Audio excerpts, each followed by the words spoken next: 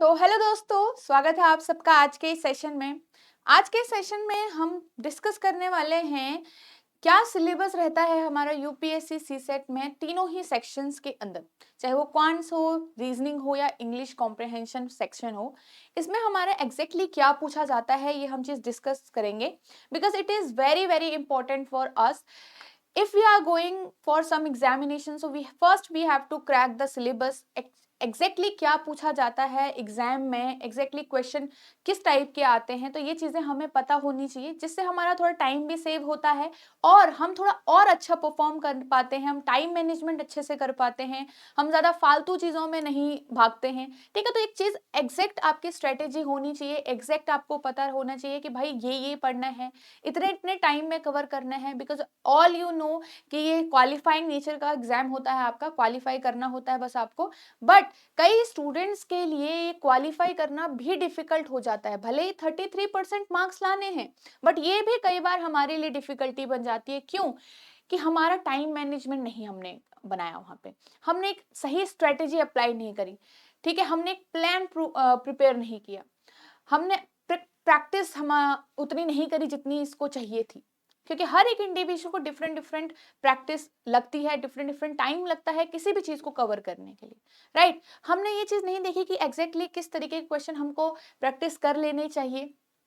ठीक है, तो ये सारी चीजें आपके बहुत ज्यादा जो हमारे प्रिपरेशन के टाइम पे बहुत ज्यादा परेशान करती है और हमारा एक अटेम्प्ट भी इस वजह से रुक सकता है। ठीक है, तो चीजों को हमें अच्छे से एनालाइज करना चाहिए। जब भी हम प्रिपरेशन शुरू करेंगे तो आप अच्छे से एक प्लान बनाइए कि इन चीजों को पढ़ना है और इन्हीं चीजों को अब आपको आगे लेके चलना है। ठीक है, सो स्टार्ट करते हैं with the discussion of comprehensive guidebook. So ये आपका बेसिकली इंफॉर्मेटिव बुक है for your CSAT exam pattern, जिसमें आपको सीसेट के बारे में चीजें बताई गई है कि कितने क्वेश्चंस आते हैं, किस टाइप से आपका यहाँ पे नेगेटिव मार्किंग है, क्या नेगेटिव मार्किंग है, कितने आपको क्वेश्चन अटेम्प्ट करने हैं, कितना क्या सिलेबस रहता है। तो ये सारी चीजें आपको सीसेट के बारे में अगर जाननी है so you can download this, और ये बिल्कुल फ्री है, तो आप इसको इजिली डाउनलोड कर सकते हैं। वीडियो के नीचे डिस्क्रिप्शन में आपको लिंक भी मिल जाएगा, तो वहां पे से आप इसको देख सकते हैं। Okay, so this is the general syllabus for your UPSC CSET which is on your website. तो ये आपको मिलता है इस टाइप से। तो यहाँ से हमें काफी चीजें पता लगानी, जो हमारे पास एक डिटेल सिलेबस है, पता लगाना थोड़ा सा मुश्किल होता है। राइट, क्योंकि अगर हम बात करें कि हमें क्या क्या पढ़ना चाहिए, क्वांट्स में क्या क्या पढ़ना चाहिए, रीजनिंग में, इंग्लिश में क्या क्या पढ़ना चाहिए, तो यहाँ से ये बताना थोड़ा सा हमारे लिए डिफिकल्ट रहेगा। तो हमें पता होना चाहिए कि एग्जैक्टली हमको क्या क्या चीजों पे ध्यान ज्यादा देना है, किन किन चीजों को स्किप करना है, जिससे हम अपना टाइम वेस्ट ना करें। बार बार जगह जगह पे इंफॉर्मेशन ढूंढने के लिए हमारा जो टाइम वेस्ट होता है हम ना करें। Right, so this is the syllabus for quants है। ठीक है, ये क्वांट्स का सिलेबस है आपका कंप्लीट, जिसमें आपके नंबर सिस्टम है, LCM, HCF, simplification, permutation, combination, percentage ratio, तो इस टाइप के आपके सारे ही यहाँ पे जो एक डिटेल सिलेबस है क्वांट्स का। अब इसमें से हम बात करेंगे क्या क्या इंपॉर्टेंट टॉपिक्स होते हैं जिसको आपको कवर करना ही करना है, इन्हें तो बिल्कुल भी नहीं छोड़ना है। ठीक है, so these are the topics which are very very important for you in quants. As you all know कि वेटेज सबसे ज्यादा होती है, और उसमें भी आपके जैसे आपने देखा है अभी कुछ सालों से, तो आप देख रहे होंगे नंबर सिस्टम की जो वेटेज है वो बहुत ज्यादा है। तो आपको पता होना चाहिए कि किस चैप्टर पे मेरे को कितना ध्यान देना है, कितने कितने क्वेश्चन आएंगे। अब नंबर सिस्टम बहुत इंपॉर्टेंट चैप्टर, तो आपको पता होना चाहिए कि आपको हर टाइप का क्वेश्चन यहाँ पे से करना है, आपको अच्छे से इस चैप्टर की कॉन्सेप्चुअल नॉलेज होनी चाहिए। तो थोड़ा सा टॉपिक्स को अब कॉन्सेप्चुअली देखना शुरू करो, कोई चीज आपको अप्लाई कहाँ करनी है ये चीज आपको पता होनी चाहिए। ठीक है, सो this is the syllabus and important topic for quants. Next, reasoning के लिए आपका ये सिलेबस रहेगा, ये कंप्लीट आपका सिलेबस होता है फॉर रीजनिंग यहाँ पे, जिसमें alphabetical and alphanumeric series, coding, decoding, syllogism भी अब आने लगा है, बट 2024 में जैसे नहीं आया था। एक क्वेश्चन आया था बट वो बहुत डिफिकल्ट था, बहुत ट्रिकी था, तो उसको छोड़ना ही आपके लिए सही था। ठीक है, direction, sense, order, ranking, continuous letter series, blood relation, cube and cuboid, counting figure, तो इस टाइप के सारे ही आपके टॉपिक्स आप देख सकते हो यहाँ पे से। तो this is the detail syllabus for reasoning. अब इसमें से करना क्या क्या है, सब तो करना नहीं है कवर, तो कुछ कुछ आपको यहाँ पे से छांटना है, कुछ इंपॉर्टेंट टॉपिक्स आपको मिलेंगे जो आपको अच्छे से समझने हैं, कॉन्सेप्चुअल नॉलेज बनानी है, क्योंकि लैंग्वेज चेंज होती है एग्जाम में, कई बार डिफरेंट तरीके से बहुत बेसिक क्वेश्चन भी आपको डिफिकल्ट लग सकता है अगर आपको चीजें पता नहीं है उस चैप्टर के बारे में। तो जिस भी टॉपिक को आप पढ़ रहे हो उसे अच्छे से समझो, उसका बेसिक समझो कि किस तरीके से अगर यहाँ से डिफरेंट डिफरेंट टाइप में लैंग्वेज में कुछ क्वेश्चन पूछा भी जाएगा तो आप वहां पे से आंसर तो कर ही पाओगे ना। ठीक है, तो ये आपका हमारे पास इंपॉर्टेंट टॉपिक्स हैं आपके, जिनको आपको कवर करना ही करना है रीजनिंग के लिए। As you all know, reasoning का वेटेज भले ही कम है, बट दोनों सेक्शंस के मुकाबले रीजनिंग अभी भी आपका डुएबल होता है। अब ये नहीं कहेंगे बहुत ईजी होता है, क्योंकि अगर आपने प्रिपरेशन कम करी है तो बिल्कुल आपको ईजी नहीं लगेगा।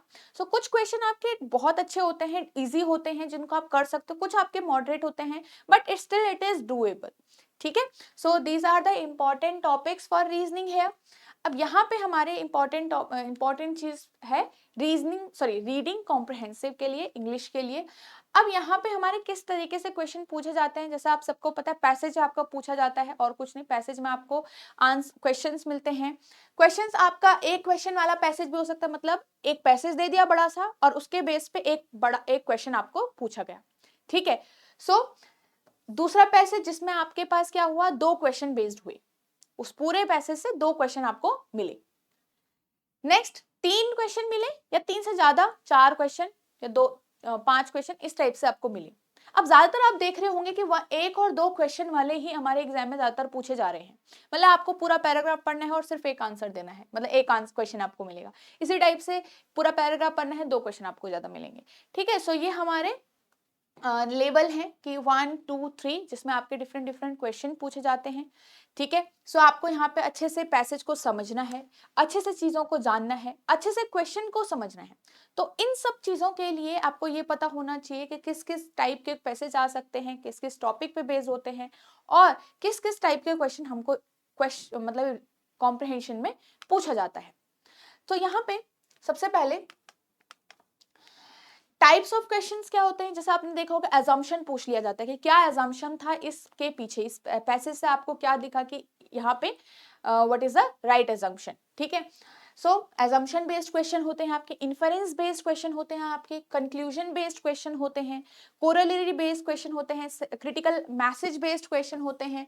ठीक है, मेन मैसेज बेस्ड क्वेश्चन हो गया, या फिर कोई लाइन आपको दे दी, एक सेंटेंस आपको ब्रैकेट में दे दिया और पूछा गया कि कौन से ऑप्शन में इसका बेस्ट एक्सप्लेनेशन दिया गया है, या ऑथर इस लाइन से क्या समझाना चाह रहा है, क्या मैसेज देना चाह रहा है। तो इस टाइप के क्वेश्चंस आपके पैराग्राफ से मिलते हैं आपको। ऐसे डायरेक्ट क्वेश्चन नहीं आते हैं जैसे कि डायरेक्टली आपको ऊपर से आंसर निकाल के नीचे यहाँ पे मिल जाएगा ऑप्शन, ऐसे नहीं आते हैं। तो क्वेश्चन थोड़ा इस टाइप से होता है कि क्या कंक्लूजन है इसका, और क्या एजम्पशन था ऑथर का इस चीज को कहने के पीछे, इस जो भी आपके पास स्टोरी है उसके कहने के पीछे, या फिर क्या इन्फ्रेंस था पूरे पैसेज से, आपको क्या लगता है क्या करेक्ट इन्फ्रेंस है।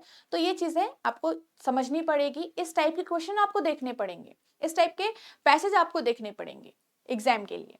ठीक है, अब आपके पैराग्राफ किस किस टाइप पे बेस हो सकता है, एज यू कैन सी।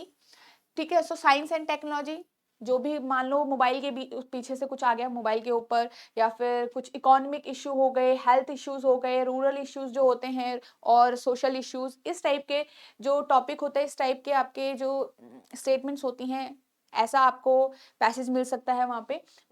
जो करेंटली आपका चल रहा हो उस टाइम पे, तो उस पे बेस आ सकते हैं। As all the comprehension can come or from the newspaper. ठीक है, तो न्यूज़पेपर में जो तरीके के आपके पैसेज आ सकते हैं, आप वहां पे से इसको रिलेट कर सकते हैं। ठीक है, तो ये सारे टॉपिक हैं जिसके पीछे आपको पैसेज जरूर देखने को मिलेंगे, और आपको यहाँ पे भी अच्छे से कॉन्सेप्ट को समझना है, अच्छे से नॉलेज आपका बढ़ाना है, किस तरीके से आपको इन्फ्रेंस वाले क्वेश्चन आंसर करने हैं, किस तरीके से आपको अजम्पशन वाले आंसर करने हैं, क्या आपको एक बात याद रखनी है while answering these type of question. तो ये वाली चीजें आपको यहाँ पे से सीखनी है। ओके, अब बात करते हैं ट्रेंड की, जो प्रीवियस ईयर ट्रेंड है हमारा, क्वेश्चंस का वेटेज जो है क्वांट्स रीजनिंग इंग्लिश में किस तरीके से रहता है। As you can see in front of you we have 2017 से लेकर 2024 तक का हमारा जो प्रीवियस ईयर एनालिसिस है, जिसमें आप देख सकते हो यहाँ पे आपका ऑलमोस्ट सेम सेम है। ठीक है, पहले आपका quants reasoning English almost same same है। ठीक है। देन धीरे धीरे क्वांट्स का जो वेटेज है वो इंक्रीज हो गया है और रीजनिंग धीरे धीरे नीचे आ गया, राइट। फिर इंग्लिश का वेटेज इतना है, इंग्लिश ऑलमोस्ट आपका एवरेज जो हमारी वेटेज है इंग्लिश के 25 क्वेश्चंस हैं, एंड जो मैथ्स के क्वेश्चन है आपके, क्वांट्स के क्वेश्चन है आपके, वो अराउंड 35-40 के आपको यहाँ पे मिल रहा होगा इसका वेटेज। रीजनिंग का वेटेज आपको दिख रहा होगा यहाँ पे 15 के अराउंड, ठीक है, 15 क्वेश्चंस के अराउंड आपको रीजनिंग का वेटेज दिख रहा होगा। सो इस तरीके से आपको अपना जो स्ट्रेटेजी है एग्जाम ओरिएंटेड आपको वो क्रिएट करनी है, आपको बनानी है। Then you have to execute your plan on the mock test, on the test, जिससे आप अच्छे से पहचान सको कि आपका जो लेवल है वो क्या है, कहाँ पे आप अप्लाई कर रहे हो, कितनी आपको प्रैक्टिस की और ज़रूरत है। तो ये चीज़ आपको यहाँ से एनालाइज करने में हेल्प होगी, ठीक है। सो this is all. So I hope आपको सारी चीज़ें समझ में आई होगी। अब अच्छे से आप चीज़ों को स्ट्रेटेजाइज कर पाओगे और अच्छे से उनको मैनेज कर पाओगे, अपने शेड्यूल में इन चीज़ों को फिट कर पाओगे कि किस तरीके से नेक्स्ट ईयर के लिए यहाँ पे से आपको चीज़ों को समझना है, पढ़ना है, कौन सा सेक्शन कब पढ़ना है, तो ये आप चीज़ें कर पाओगे। Okay, so this is the course. If you are someone who want to join some course for CSET, for the course which is completely dedicated for CSET, you can visit the course for UPSC, ठीक है। इसमें 2025 का आपका course launch हो चुका है, जिसमें आपका पूरा 100 आवर्स का आपका जो शेड्यूल है वो है, मतलब सारी जो वीडियोस है अराउंड 100 आवर्स को आपको मिलेगी, जिसमें आपको कॉम्प्रिहेंसिवली कवर किया गया है सारे ही टॉपिक्स को, और जो सीसेट के चैप्टर्स है उनको, जिसमें आपके कॉन्सेप्ट वीडियोस आपकी मिल रही हैं आपको, मतलब जो वीडियोस हैं वो रिकॉर्डेड फॉर्म में आपको ऑलरेडी मिलेंगी। किसी भी टॉपिक के आपको बेसिक से पढ़ाया गया है बिल्कुल यूपीएससी लेवल तक, जिसमें आपकी चीज़ें कहीं पे भी मिस ना हो।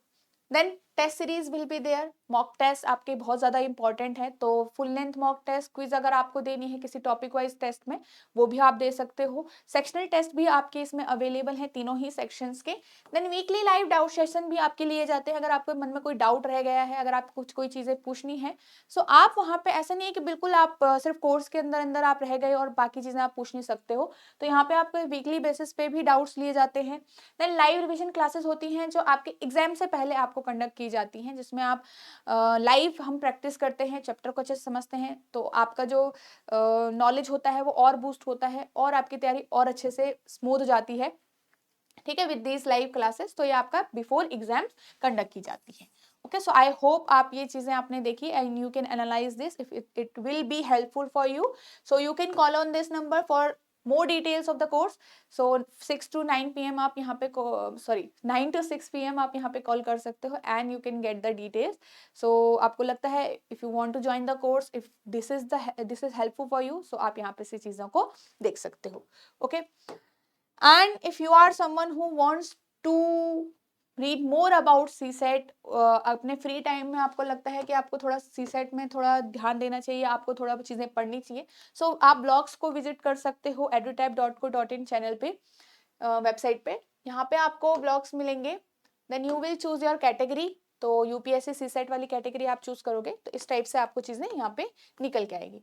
सो क्या पैटर्न रहता है, क्या सिलेबस रहता है, क्या इंपॉर्टेंट टॉपिक्स रहते हैं, तो यहाँ पे से आपको ये चीज़ पढ़ने को भी मिल जाएगी इजीली, तो आप ये चीज़ें यहाँ पे से भी पढ़ सकते हो। ओके, सो आई होप आपको सारी ही चीज़ें समझ में आई होगी और अच्छे से आप चीज़ों को अब स्ट्रेटेजाइज करोगे, अच्छे से प्रिपरेशन करोगे। So all the best for your preparation.